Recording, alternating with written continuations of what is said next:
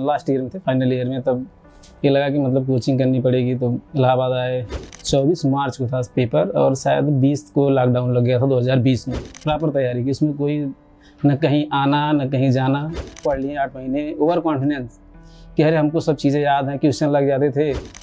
Phase 9 का paper था, उसमें मेरे अच्छे मार्क आ रहे थे।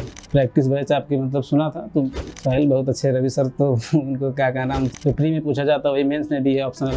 समय दें 1-1.5 साल अच्छे से और फोकस है एसएससी पे, तो टेस्ट सीरीज ऐसे देनी है, टेस्ट सीरीज पे ज़्यादा फोकस था। तो इसमें आप लोग प्रैक्टिस बैच की जो सीट थी काफ़ी हेल्पफुल हुई, मेंस में भी काफ़ी हेल्पफुल हुई। क्योंकि दोस्तों हमारे साथ है सौरभ चंद्रा, जो कि सेंट्रल वाटर कमीशन में सफल हुए हैं।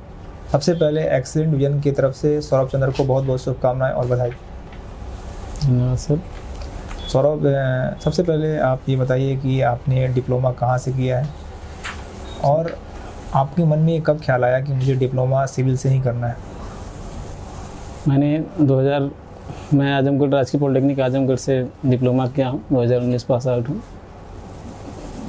सिविल इंजीनियरिंग मतलब लोगों से सुना था कि सिविल इंजीनियरिंग में काफ़ी ज़्यादा अच्छा स्कोप है आगे जाके, इस वजह से मैंने सिविल इंजीनियरिंग में डिप्लोमा किया। आपकी शुरुआती पढ़ाई कहाँ से हुई? मैंने शुरुआती पढ़ाई सर गांव से ही हुई। गांव से बगल में स्कूल था, वहाँ से मैं हाई स्कूल किया, फिर हाई स्कूल इंटर किया। उसके बाद मैं डिप्लोमा किया। बीच में डिप्लोमा करना नहीं था एक्चुअली, लेकिन क्या करें, घर पे पिताजी का एक्सीडेंट हो गया। वहाँ से उनको देखना मतलब बहुत मस्त हो गया, घर की जिम्मेदारियाँ। क्योंकि पिताजी क्या करते हैं आप? पिताजी सिंचाई विभाग में थे। अच्छा, तो उनका एक्सीडेंट 2015 में। 2015 किस क्लास में पढ़ते थे? उस समय हम वही 12th में हम एंटर किए थे, क्योंकि 30 सितंबर को उनका एक्सीडेंट हुआ था। अच्छा हाँ, तो 12th में वही हम गए थे, 2-3 महीने हो गए थे और काफ़ी तगड़ा एक्सीडेंट था। मतलब बहुत संभावना कम थी, लेकिन वही कि भगवान की कृपा से वो हम लोगों के बीच में ही हमारे लिए बहुत खुशी की बात है। तो उसके कारण आपके पढ़ाई बीच में बाधक बने? हाँ, बीच में थोड़ा सा बाधा हुई पढ़ाई, क्योंकि घर देखना बहुत बड़ी जिम्मेदारी होती है। था विचार कि हम बीटेक करेंगे आगे जाके, लेकिन एक्चुअली घर की परिस्थितियाँ उस फेवर में नहीं थी और मैंने डिप्लोमा का भी फॉर्म भर दिया था, क्योंकि गांव में लोग अक्सर सभी लोग बीटेक करते हैं, डिप्लोमा के लिए फॉर्म फिलअप करते ही हैं। कर दिया था, अच्छे नंबर भी थे, तो लोग कॉलेज भी अच्छे थे भाई, गवर्नमेंट था वहाँ लखनऊ वाला, सब लोग करना चाहते, लेकिन हमारी जिम्मेदारी थी कि हमको घर पे रहना, इसलिए हमने आजमगढ़ को चुना। तो वहीं से राजकीय पॉलिटेक्निक। पिताजी का एक्सीडेंट हो गया था और घर पे उनको ध्यान देना था, यही कारण था कि आपने डिप्लोमा किया? जी सर, यही कारण। सपना बीटेक करना था? सपना बीटेक करना था। अच्छा। पूरा वही सपना था, बीटेक करना था। फिर आपने जब डिप्लोमा कंप्लीट किया तो 2019 में कंप्लीट? जी 2019 में। उसके बाद फिर आपकी तैयारी कब शुरू किया आपने, कहाँ से शुरू किया? 2019 में डिप्लोमा करने के बाद, जैसे जब हम लास्ट ईयर में थे, फाइनल ईयर में, तब ये लगा कि मतलब कोचिंग करनी पड़ेगी, तो इलाहाबाद आए। क्लास जब वहाँ एग्ज़ाम खत्म हुआ उसके बाद हमने एडमिशन लिया, तो कोचिंग किए प्रॉपर। हमने कोचिंग कभी गैप नहीं किया। सबसे मेरी एक अच्छी यही था कि 8 महीने 9 महीने हम लोगों को लॉकडाउन लग गया फरवरी में। फरवरी या मार्च में लगा था। उस समय एसएससी जेईई का पेपर था। 24 मार्च को था पेपर और शायद 20 को लॉकडाउन लग गया था 2020 में। हम लोग प्रॉपर उस समय क्लासेस किए थे, होली की छुट्टियाँ हुई थी।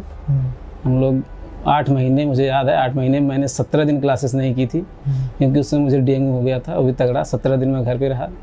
उसके बाद मैंने 8 महीने प्रॉपर तैयारी की। उसमें कोई न कहीं आना न कहीं जाना, बीच में घर जाना रहता था, तो भी हम रात में कोचिंग करते, रात को ही निकल जाते, एक दिन काम करते, फिर नेक्स्ट डे दोपहर से क्लासेस होती, दोपहर तक हम आके ज्वाइन करते। मतलब मैक्सिमम एक दिन हमने गैप किया है उसमें, बीच में। इससे ज़्यादा मैंने कभी गैप नहीं होने दिया। इस सफलता के पहले भी आपको कई असफलताओं का सामना करना पड़ा। कौन से एग्जाम में आप असफल हुए थे और कहाँ तक आप पहुँचे थे, उसके बारे में बताइए। सबसे पहले तो जब हम यहाँ आए थे 2020 में यूपीपीसीएल का एग्ज़ाम हुआ था। उस समय 129 मेरिट गई थी, 126-26 के आसपास मेरा उस समय, जबकि जब हमारा पूरा सिलेबस कंप्लीट नहीं हुआ था। उस समय मेरी सबसे पहली वहाँ असफल हुई। उसके बाद लॉकडाउन लग गया। लॉकडाउन हम लोगों के लिए थोड़ा सा काल बन गया, क्योंकि हमने उसका यूज़ नहीं हम लोग कर पाए। उस समय का यूज़ न करने का मतलब यही था कि उस समय हम लोग जैसे ज़्यादा ये था कि हमने बहुत पढ़ लिए 8 महीने, ओवर कॉन्फिडेंस कि अरे हमको सब चीज़ें याद हैं, क्वेश्चन लग जाते थे, UPPCL हुआ, DMRC का उस समय JEE का एग्ज़ाम हुआ था, उसमें हम दिए थे। उसमें भी अच्छे नंबर थे क्योंकि जो हमारे सब्जेक्ट उसमें कंप्लीट नहीं थे, उस हिसाब से मेरे अच्छे नंबर थे। तो एक हो गया कि ओवर कॉन्फिडेंस बन गया। और GS मेरा काफ़ी अच्छा था उसमें, क्योंकि उसमें मैंने SSC के जैसे ACHSL का था और फेज 9 के पेपर था, उसमें मेरे अच्छे मार्क आ रहे थे। तो मैंने नॉन-टेक पढ़ा ही नहीं, थोड़ा सा उससे दूरियाँ बना ली। मुझे लगा कि मुझे आता है, थोड़ा सा कम समय दिया। फिर उसके बाद लॉकडाउन लग गया। लॉकडाउन के बाद हम आए, फिर आके कुछ सब्जेक्ट हमारे नहीं कंप्लीट किए। फिर उसमें सितंबर को ही, शायद 26 सितंबर को पेपर था 2019 SSC JEE का। उसमें पेपर दिए, बहुत पॉइंट या एक नंबर पॉइंट में ही शायद मेरा प्री नहीं निकला।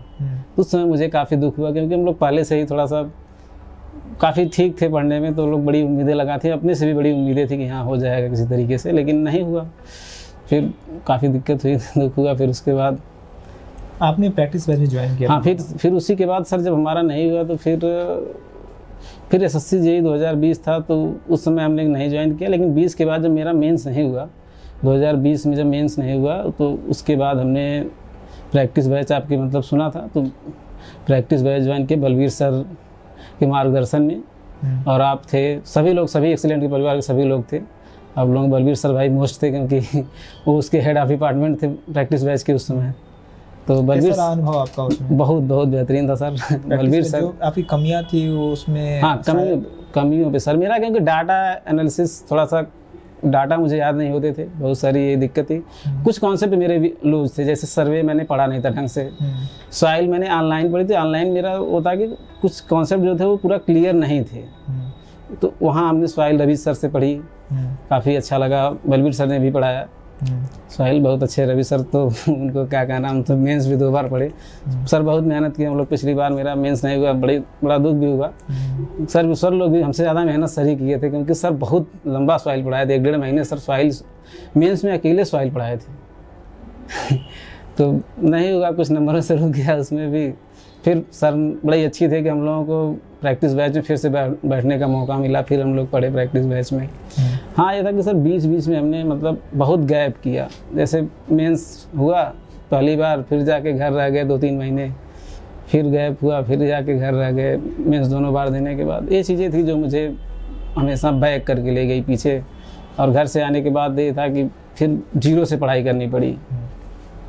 जो भी बच्चे हमारे तैयारी कर रहे हैं ऑनलाइन के माध्यम से, ऑफलाइन क्लासरूम्स के माध्यम से, जो भी SSC JEE 2024 देने के लिए बैठे अभी तैयारी कर रहे हैं, उनको आप क्या बोलेंगे अपने अनुभव से कि क्या उनको विशेष ध्यान देना चाहिए?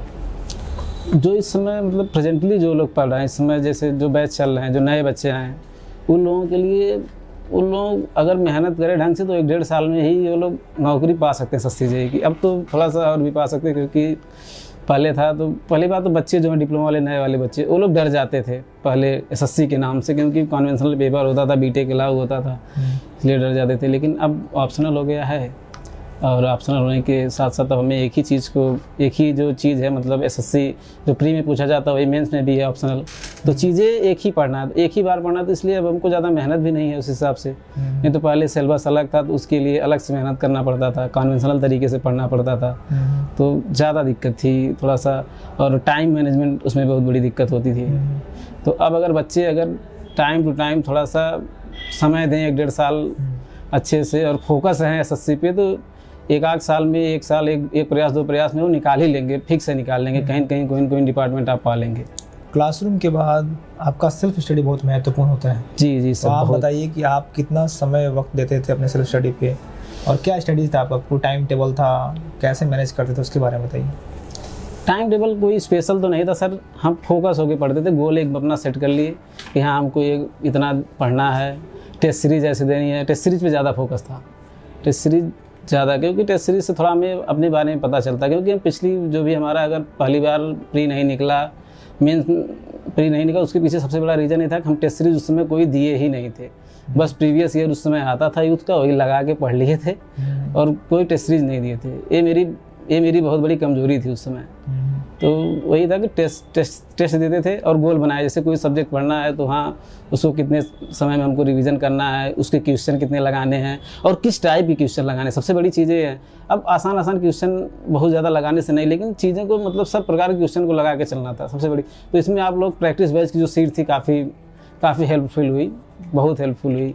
मेंस में भी काफ़ी हेल्पफुल हुई, क्योंकि कम क्वेश्चन हो के सब आपने सब कॉन्सेप्ट को उसमें इतना दे दिया था कि मतलब सब चीज़ें उसमें इंक्लूड हो गई थी, तो इसलिए ज़्यादा हम लोग को बाहर मतलब दौड़ना धूपना नहीं पड़ा, सबसे बड़ी चीज़। नहीं तो क्वेश्चन खोजने के चक्कर में बच्चे परेशान हो जाते हैं। सबसे बड़ी बात है कि आपकी जो स्टोरी है बहुत प्रेरणादायक है। आपके पिताजी का एक्सीडेंट हुआ और आपने अपनी पढ़ाई को निरंतर जारी रखा और घर का, परिवार का भी ध्यान रखा।